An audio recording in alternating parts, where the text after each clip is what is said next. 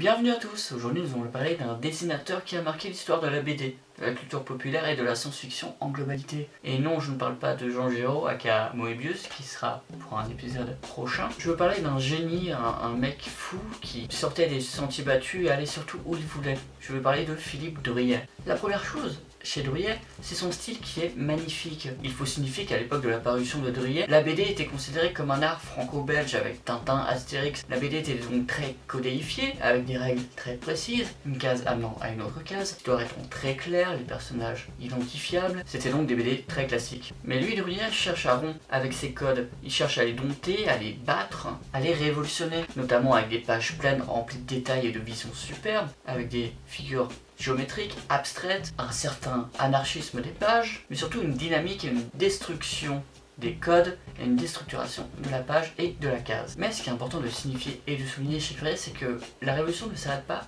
que au dessin. En effet, Druillet a révolutionné la BD, notamment dans ses thématiques, abordant des thématiques plus adultes, des thématiques plus intéressantes et plus réflexives, mais surtout des thématiques sombres.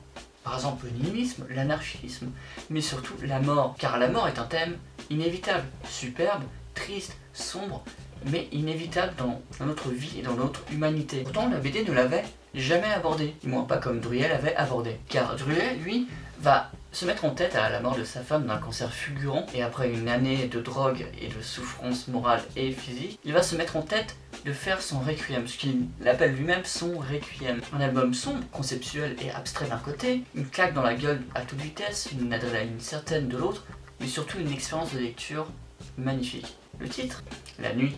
Druillet nous livre là un chef-d'œuvre sur l'inévitabilité de la mort, et surtout de la proximité éternelle de la fin, et surtout de la présence infinie du rien, c'est-à-dire que la vie n'a pas de sens réellement. C'est justement la théorie du nihilisme et la théorie du rien de Camus. Druillet ouvre notamment sa BD avec une citation des Fleurs du Mal de Baudelaire.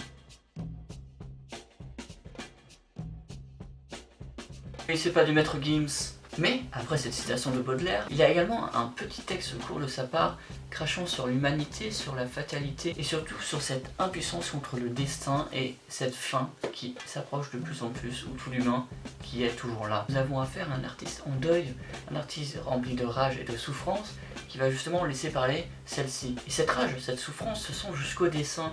Il est presque sale, voire des fois anarchique. Les couleurs surtout sont parfois agressives, voire criardes. Druillet fait également éclater la syntaxe, donnant à ses protagonistes des mots simplistes, résumant seulement leurs pensées ou leurs envies, voire leur état d'esprit. Les paroles sont simplistes, réduites et parfois fausses grammaticalement ou syntaxiquement parlant, rappelant l'humanité dans sa bassesse ou dans sa base en tout cas, dans cette quête réduite de trouver une raison d'exister, de supporter l'existence ou la vie. Il s'agit donc d'une quête existentielle, d'une quête de divertissement pour ne pas penser au fait que la vie n'est rien, que la vie va toujours à son terme, une quête pour supporter ce rien, la brutalité du vide, et surtout cette omniprésence du rien. Et encore, l'absence de ce tout. Mais ça, c'est de la philosophie, mon gars. Genre Camus, il a dit nique ta mère.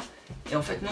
Parce que s'il est méchant, c'est pas bien ça. Et surtout une poésie brutale, et surtout très intéressante dans sa forme. Car Druillet délaisse totalement la narration basique littéraire. Il n'y a pas de background sur tout ce qui se passe. Nous avons une ruée et une course de bikers. D'ailleurs, Druillet n'hésite pas à découper les séquences selon les pages, changeant tour à tour, et surtout s'amusant et ne répétant jamais une mise en scène, qui en soi est très intéressant. Cette idée de délaisser la narration appuie beaucoup sur cet aspect de contre-la-montre. Druillet n'est pas là pour raconter, mais pour cracher, pour déposer toute cette souffrance, cette rage, tout ce requiem sur ce papier, et le lecteur le ressent totalement. Pourtant, malgré cette violence dans le dessin, cette violence dans l'esprit, dans la réflexion, Druillet se permet de nous livrer tout ce qui a fait sa patte, avec des images superbes, des doubles pages magnifiques, certaines pages obligeant même le lecteur à tourner un petit peu la BD, cela fourmille encore de détails, de concepts abstraits, mais surtout des visions superbes. Nous pouvons nous laisser aller pendant quelques minutes à détailler le tout, et à revenir à chaque lecture avec une nouvelle impression.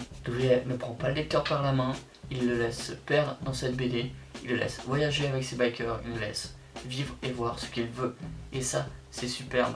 Et ça, justement, ça ne prend pas le lecteur pour un idiot, ça prend le lecteur pour un être vivant et humain. C'est un cri d'impuissance contre la mort, c'est un cri d'amour et de désespoir pour sa femme, mais c'est surtout une très bonne BD que je vous conseille, une expérience de lecture magnifique, réflexive, intéressante, intelligente, belle, que demander de plus. Ce petit texte, encore une fois, petit texte, mais c'est pas du maître Gims, petit texte.